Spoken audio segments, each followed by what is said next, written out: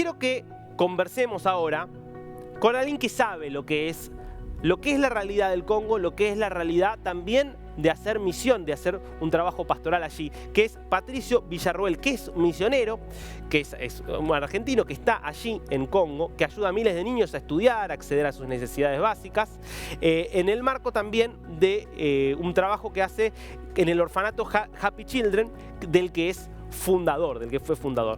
Patricio, ¿cómo te va? Te saluda acá Darío Misraji. Hola, sí, Darío, bueno, y a todos, Latinoamérica y de cualquier parte del mundo, ¿no? Llegando desde la ciudad de Goma, República Democrática del Congo. Sí, la verdad, aquí estamos en un lugar, bueno, maravilloso en muchos aspectos, pero también con sus dilemas. Patricio, ¿hace cuánto estás allí? Bueno, en realidad, la primera vez que pisé este suelo era cuando todavía era Zaire, en el fines del Claro. año 95, principios del 96. Época de Mobutu. Exactamente. Bueno, me terminé casando en este lugar con mi esposa y tenemos 3 hijos, argentinos obviamente ellos, pero mi esposa es congoleña. Claro. Pero ahí, así llegaste y nunca más te fuiste o después estuviste viviendo en otras partes y luego regresaste. En realidad, iba a la Argentina, regresaba. Mi esposa, lamentablemente, al llegar a Argentina fue con pasaporte saireño y después no pudo regresar porque cambió de nombre el país, por lo tanto quedó como NN total. Entonces se quedó en Argentina hasta 18 años cuando logró tener su nacionalidad argentina y ahora sí, hace cuestión de 6 años que llegó otra vez a su suelo, a su país, a su familia, con pasaporte argentino. Ay, es muy interesante lo que estás contando, porque estas cosas pasan en el mundo. Nosotros, el que vive en Argentina, que vive en Perú, que vive en Chile, en Colombia, está acostumbrado a que su país es su país desde hace 200 años y no ha habido grandes cambios en el contexto. Claro, estamos hablando de que la República Democrática del Congo fue durante, creo que fueron más de 20 años, casi 30 años, Zaire. Claro, deja de ser Zaire y entonces el pasaporte deja de ser válido. Es increíble lo que decís. Y no podía volver. ¿Cuánto tiempo estuvo sin poder volver a su país? En 18 años, 18 18 años. años en Argentina, y bueno, obviamente en ese tiempo tuvimos nuestros 3 hijos, pero recién en el año 2014 fue por primera vez que pudo volver a su patria. Qué increíble. Y desde ese momento continúa allá con vos. En realidad yo sí podía venir porque con mi pasaporte podía venir las veces que quería, podía estar un mes, por ejemplo, y después regresaba a la Argentina. Pero sí, ya al paso del tiempo decidimos directamente comenzar o afianzar, profundizar nuestro trabajo espiritual, pero también humanístico en esta zona. Nosotros estamos en la ciudad de Goma, que es en el norte del Kivu, que estamos en el límite con Ruanda, estamos a pasos Hmm. de la frontera con Ruanda. Bueno, ¿qué te llevó a querer hacer un trabajo allí, un trabajo de fe, un trabajo como misionero allí? Sí, fue el genocidio de Ruanda en el año 94, ese genocidio entre los Tutsis y los Hutus, Hmm. esas tremendas masacres que lamentablemente se cobró aproximadamente 1.200.000 vidas. Entonces yo vine siendo un jovencito de 23 años de la Argentina, vine para trabajar en los campos de refugiados en esta zona. Y fue así donde vine a trabajar como, sí, como misionero, en ayuda humanitaria, ayuda social, y bueno, me gané, diríamos, el corazón de la mujer más hermosa del África y de sus Hmm. alrededores. Se nota que estás enamorado aún con el paso del tiempo. Sin duda, sí, gracias a Dios, hoy tenemos, como bien decías, a miles de niños en este lugar que los llamamos hijos. Si bien tenemos en nuestro orfanato Happy Children, pero también estamos en las aldeas cercanas, estamos trabajando y construyendo nuestro propio orfanato también en un lugar llamado Buimba y con aspiraciones a poder extendernos y poder cubrir en tantos otros lugares donde la necesidad apremia.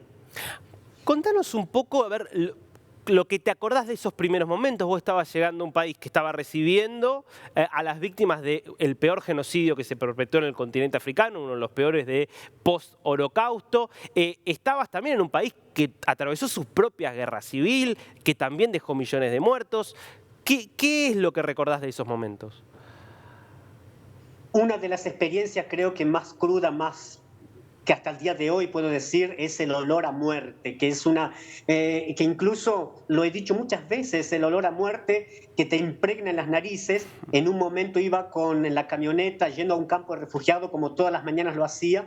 Entonces tenía el vidrio abierto y le digo a mi chofer, ¿qué es ese olor tan impregnante, tan feo? Entonces me dice así, es el lugar de muerte. Y me dijo, ¿ves ese cráter en esa montaña, tu mano derecha? Bueno, allí se tiran a los cientos y cientos de cadáveres que mueren día a día en este campo de refugiados. Y bueno, ese olor a muerte sinceramente era muy fuerte, pero aquí era todos los días la gente, ya sea que moría envenenada por hambre, por todo lo que es la falta de alimento, falta de medicamentos, falta de agua, donde el enemigo usaba cualquier elemento hasta envenenar el agua para matar a sus enemigos. Bueno, una situación muy cruda, muy fea. Es muy impresionante lo que contás y creo que imposible imaginarse realmente. ¿Te podés acostumbrar a eso, a ese olor, a vivir en esa realidad? Bueno, en realidad nosotros pasa que uno dice, te acostumbrarás. Y esa frase, que si bien dice, bueno, el marido, la mujer que llega a la casa y dice, mi amor, pintaste no sé, el color azul, la pared, bueno, te acostumbrarás. Pero la situación es que acá, lamentablemente, uno como que se termina adaptando al sufrimiento, al hambre, no sé, a las injusticias que tristemente las vemos todos los días, esas injusticias acá en el Congo, donde desde el inspector de tránsito saca ventaja de ti hasta la persona del comercio, del mercado callejero y peor todavía, de las grandes organizaciones internacionales que vienen en son de paz y en son de ayudar humanitariamente al necesitado y terminan no haciendo nada. Y esas son impotencias que te dan y vos dices, ¿qué hago con esto? ¿No? Porque uno trata con nosotros como Happy Children, que tratamos de miles de formas de tratar de obtener $1 más para salvar a un niño, ¿no? Y otros que reciben millones y no hacen absolutamente nada. Esto es un mundo aquí de esas injusticias en todos los aspectos. Y en ese escenario que vos contás, que es aterrador, pero que además es muy caótico por lo que decís, ¿cómo se construye algo? ¿Cómo se construye una organización? ¿Cómo se construye un trabajo tan dedicado y tan complejo como es el de brindar asistencia en tantos niveles como el que haces vos? Nosotros comenzamos porque yo creo que todo buen comienzo hay que asentar buenas bases. Y ese comienzo nuestro empezó en las escuelas. Dijimos, bueno, viendo tanta necesidad, íbamos a algunas escuelas a distribuir útiles escolares, desde mochilitas hasta cuadernos, lápices, sacapuntas, etcétera. Y sinceramente íbamos y asistíamos a miles de niños en las escuelas, llevando útiles escolares, como ayudando a otros orfanatos. Y de llegar a algún orfanato que en una oportunidad fuimos a un orfanato y fuimos para conocer y llevamos una bolsa de caramelos, de chupetines. Y sinceramente cuando llegamos a ese lugar me dio vergüenza de haber llegado, vergüenza total.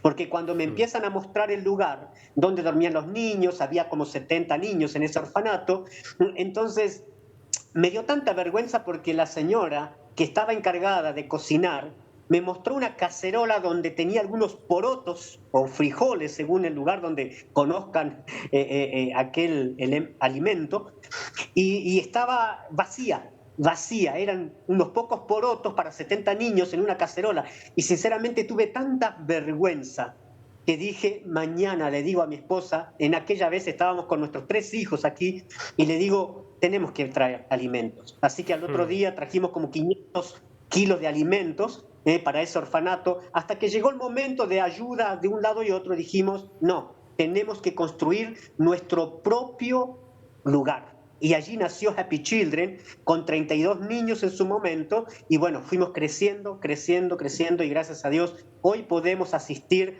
a cientos y a cientos de niños, y ver el resultado es la satisfacción más grande que podemos tener y que Dios nos ha dado.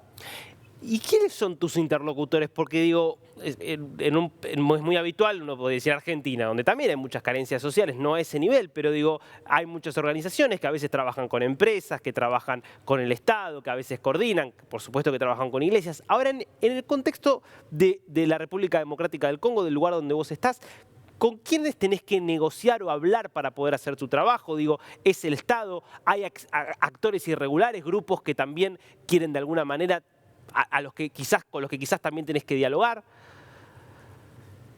Bueno, nosotros en primer lugar, toda nuestra ayuda, o diríamos el 90% de la ayuda humanitaria económica, viene de la Argentina, de mayor parte de las iglesias evangélicas con quienes trabajamos. Pero luego tenemos ese gran problema aquí, es decir, tenemos que pagar impuestos al Estado por ser orfanato, tenemos que cuidarnos en cada detalle, y ellos esperan de que uno pise el palito para que luego te lleguen acá se le llaman les amandes, serían como en español las multas, para que después te saquen las multas. Entonces, todos los días tenemos que tener tanto cuidado de los empleados, cómo tienen que trabajar con los niños, cómo tratar a los niños, etcétera. Pero sí, lamentablemente tenemos que cuidarnos más del Estado aquí que de otras cosas. Si bien el temores a ser secuestrados, de que nos roben todo el tiempo, pero el que nos roba más aquí sería el Estado, tristemente, cuando quiere sacar ventaja continuamente. De hecho, mi esposa ha tenido que estar detenida y un poco más la han metido presa para que por una injusticia por atender a los niños. Claro, y es la pone empresa quizás con la expectativa de poder sacarte dinero. Ese es justamente porque la idea era de que venga el blanco. El gran problema de aquí se habla el francés, pero también el swahili en esta zona donde estamos, y aquí es el musungu, el blanco. Entonces el musungu tiene que venir. Entonces estamos teniendo nuestro hogar a 25 kilómetros de aquí de la ciudad de Goma, que se llama Saque, la aldea, y allí tenemos a 300 niños bajo nuestro cuidado 100%, y en ese lugar nosotros tenemos que ir como visitas, totalmente como visitas, porque no es el lugar de más alto porcentaje de secuestros. Entonces, ver a un blanco es darle miel a las moscas, lamentablemente. Y vivir con ese miedo, digo, ¿cómo es vivir con ese miedo a ser secuestrado? ¿Qué recaudos tomás? ¿Qué situaciones has pasado en las que por ahí, bueno, no sabías si ibas a salir o no? Muchas veces, ser blanco por un lado juega a favor, pero mucho también en contra. Ha habido muchos conflictos en esta zona también por las Naciones Unidas. Entonces, el pueblo congoleño, de tantas guerras y matanzas, mayormente por las riquezas minerales en esta zona, pero en estos últimos tiempos también con la guerra estamos siendo rodeados aquí en la ciudad de Goma. La ciudad de Goma tiene un promedio de 2 millones de habitantes, pero ya un grupo rebelde llamado los M23 están rodeando la ciudad de Goma y ya tomó varios lados de la ciudad, alrededor de la ciudad, y están esperando negociar, están negociando con la política para ver si van a tomar la ciudad de Goma de una forma pacífica o van a tener que conquistarla con la fuerza y con todo lo que significa matanzas, desplazados, etcétera. Bueno, entonces, lamentablemente aquí se vive continuamente esas realidades. Tenemos que cuidarnos, te decían del tema de las Naciones Unidas, porque de los más de 20 años de presencia de las Naciones Unidas y de los cascos azules en son de paz en esta zona, lamentablemente no se han visto cambios. Es decir, en estos últimos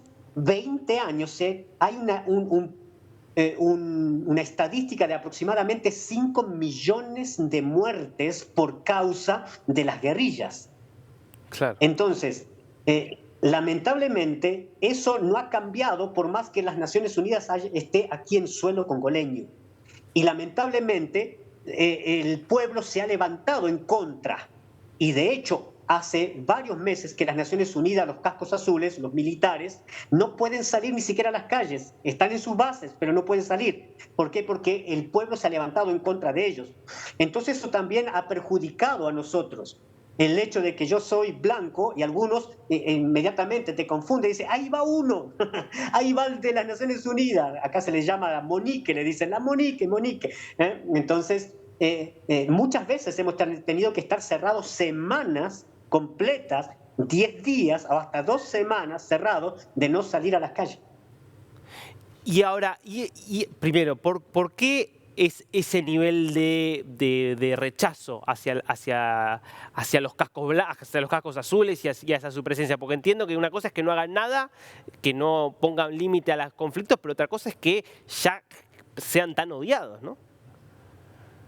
Lamentablemente, en las grandes matanzas hasta suelen pasar muchísimas violaciones a mujeres, cuando son saqueadas las aldeas por los grupos rebeldes, y en esos lugares hay bases de Naciones Unidas, donde hay tal vez 800 militares cascos azules, donde otro campo puede haber, no sé, hasta 600 o hasta 1000 agentes de Naciones Unidas y siguen pasando matanzas. Entonces la gente dice, ¿para qué están aquí?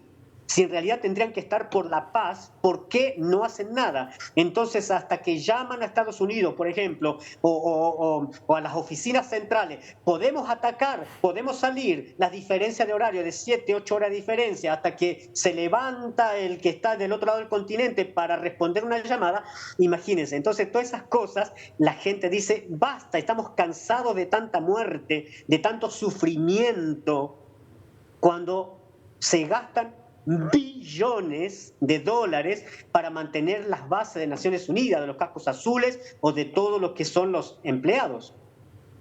Ahora, 10 días sin poder salir por temor a lo que te puedan hacer, porque te asocian a eso con lo que vos en definitiva no tenés nada que ver.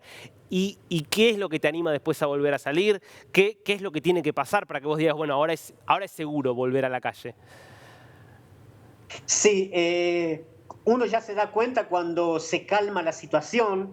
Entonces aquí, ya sean amigos o colegas, me dicen, mire, te traigo una camiseta del Congo, podés salir sin problema. Bueno, un ejemplo, ¿no? Pero nuestro hijo, que tiene 16 años, va a cumplir en febrero 17 años, Daudi se llama nuestro hijo menor, y él, que tiene sus amistades aquí, como también juega en un equipo de básquetbol, y sin embargo también tenemos que estar llegando todos los días, no más, no pases después de las 18:30 horas, por favor, y cuando se está acercando las 19 horas y no llega todavía a casa, es una preocupación porque te puede pasar algo, porque tal vez en la oscuridad de una ciudad tan grande y plena oscuridad, etcétera, porque hay solamente un 7% de la población del Congo que tiene luz eléctrica. Entonces, imagínate que aún 7% de con la este, población solamente con luz eléctrica. Siglo XXI, año 2023. Claro, podrían, la verdad, que en vez de invertir en bases militares que no hacen nada, ¿por qué no hacen tendido eléctrico, no? exactamente, o tan solamente saciar el hambre, saciar el hambre. Hay tanta desnutrición, hay tantas muerte infantil. De hecho, aquí hasta un niño de 4 años, en la familia todavía no le pone nombre porque piensa que se va a morir antes de los 5 años. Y es una realidad, se te mueren allí. Entonces, de la cantidad de niños que nosotros estamos atendiendo, es la satisfacción decir, gracias a Dios que esos niños los hemos recuperado, lo hemos sacado desde de víctimas de la guerra, niños que han sido desplazados, que vivían en campos de desplazados, niños donde perdieron a sus padres por la guerra, y esos niños están con nosotros hoy. y van a la escuela, tienen absolutamente no los lujos que pueda tener alguien en el contexto, diríamos, latinoamericano, de tener juguete. Nosotros preferimos, antes de un juguete, comprarles útiles escolares o zapatillas, cualquier otra cosa que sí le va a servir, pero tienen todo eso que necesitan y que realmente es la satisfacción que tenemos de saber de que ellos son rescatados y le estamos enseñando en todos los aspectos, desde lo espiritual hasta en la escuela, en lo académico, profesiones a los más grandecitos, para que vayan creciendo y con una mentalidad construir un futuro diferente en su entorno en donde les toca vivir. Patricio, vos sos una persona de fe, sos obviamente una persona creyente. ¿Cómo te explicás el grado de crueldad humana que vos has podido verificar ahí? Digo, poder envenenarle el agua a un chico, violaciones, hacer algunas de las cosas más aberrantes que uno puede imaginar y con las que vos has estado de cerca. ¿Cómo te explicás que alguien pueda hacer algo así? Bueno, de hecho es la naturaleza humana, ¿sí? Viendo las noticias, por ejemplo, con mi esposa nos decíamos en estos días de tantas matanzas, por ejemplo, en una ciudad aquí cerquita, en Beni, que no está más que a 80 kilómetros de la ciudad de Goma, al norte de la ciudad de Goma, pusieron una bomba en una iglesia protestante, evangélica, donde justo ese día estaban celebrando bautismos. Estoy hablando hace 2 domingos atrás, ¿no? Ahora, por ejemplo, en la semana pasada que tomaron Quichanga, que estamos a 60 kilómetros del otro lado, y tomaron el grupo rebelde de los M23, tomaron esa zona. Luego, o sea, continuamente están pasando estas cosas, matanzas, etcétera. Y con mi esposa decíamos, pero no es nada diferente en lo que pasa tal vez en Argentina, o podríamos decir en cualquier otro país latinoamericano, donde los niños son asesinados por aborto, por ejemplo, ¿no? Entonces, mueren miles de niños, obvio, se dice antes de nacer, y está la discusión en que si será considerado ser humano o no, pero es un feto, y ya a partir de que hay un embrión, ya hay vida, ¿no? Y si llegó a las 10 semanas o las semanas que sea, y donde provocaron abortos, que es muy legal en tantos países, y sin embargo son matanzas, son genocidios en la cual no se los considera políticamente, pero aquí es de otra forma, a los machetazos, a las violaciones, de la forma más cruel. Bueno, esto es Congo, ¿sí? Y donde digo que es una forma diferente, en otro lado tal vez más silencioso. Y en este contexto, Patricio, se da esta visita del Papa. Vos obviamente pertenecés a las iglesias evangélicas. No sé cuál sea tu posición frente a la Iglesia Católica, pero bueno, es una figura que obviamente tiene mucho impacto. ¿Qué estás notando allá a partir de esta llegada? ¿Qué reflexión haces?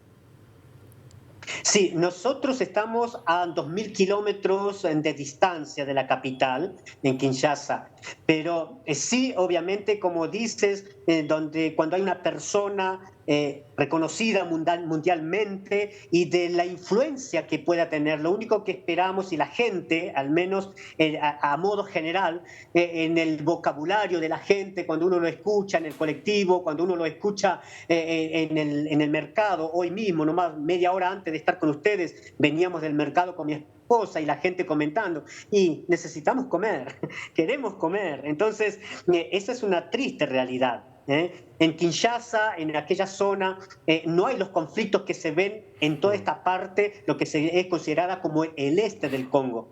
Nosotros esperamos, no importa si es católico, si es evangélico o de qué profesión pueda profesar, pero si puede traer un poco de paz, bienvenido. Y si acompañado a eso puede también en la otra mano traer alimento y traer una oportunidad de que la gente pueda satisfacer su necesidad básica, bienvenido. Pero sí, yo creo que es muy respetado el Congo, hay un porcentaje muy alto del catolicismo romano y tiene mucha influencia, y quisiéramos que sea muy bienvenido y que pueda traer lo necesario a este lugar. Patricio, te quiero hacer una última pregunta y te libero. vos, en ese contexto donde hay tantas necesidades, es obvio que lo que vos vas a poder hacer es siempre una partecita, el aporte que vos vas a poder hacer. ¿Cómo se vive o cómo vivís vos el saber que, bueno, pudiste llegar hasta cierto punto y que hay tanto más que no podés hacer? ¿Eso te da impotencia, te da... ¿Qué te genera? Sí, justamente, por un lado, o sea, nosotros nos mantenemos, primero, tratamos de pisar firme en lo que estamos haciendo. Queremos establecer bases firmes y no querer abarcar tanto y luego no poder llenar esa necesidad.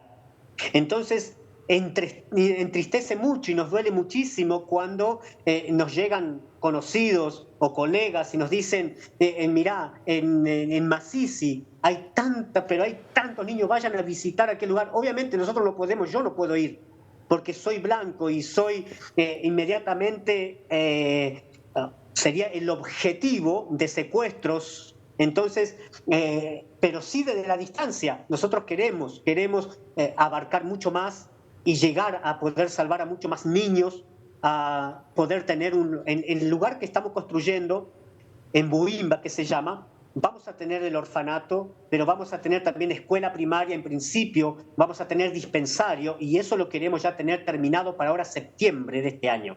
Entonces estamos trabajando fuertemente para lograr al menos eso. Luego queremos abrir nuestro propio centro también, que ya tenemos en la aldea de Saque, pero queremos, porque allí es un lugar de día, es decir, cientos de niños vienen para comer, para ser asistidos en todos los aspectos,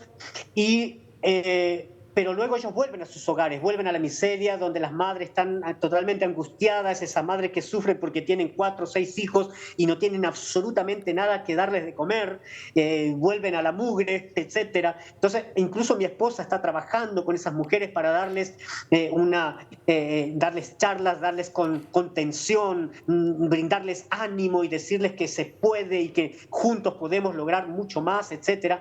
Pero queremos también en ese lugar abrir otro centro donde los niños directamente que no pueden, los tengamos allí 100% como un orfanato y donde también tengan escuela, etcétera, ¿no? Así que bueno, tenemos muchas expectativas de crecer, pero bueno, obviamente que nosotros somos los que somos quienes ponemos pecho a las balas, como se dice en Argentina, pero damos gracias a Dios que tenemos todo un equipo detrás, que son los que sostienen este trabajo con sus donaciones, con sus ofrendas. Patricio Villarroel, realmente impresionante todo lo que nos contaste, una realidad que bueno, es muy impactante, es la realidad de millones de personas realmente y es admirable el trabajo que vos, tu esposa, tu familia hacen allá. Así que gracias por este tiempo y gracias por el trabajo que haces. Muchísimas gracias a ustedes. Bueno, que Dios les bendiga grandemente. Gracias por este tiempo.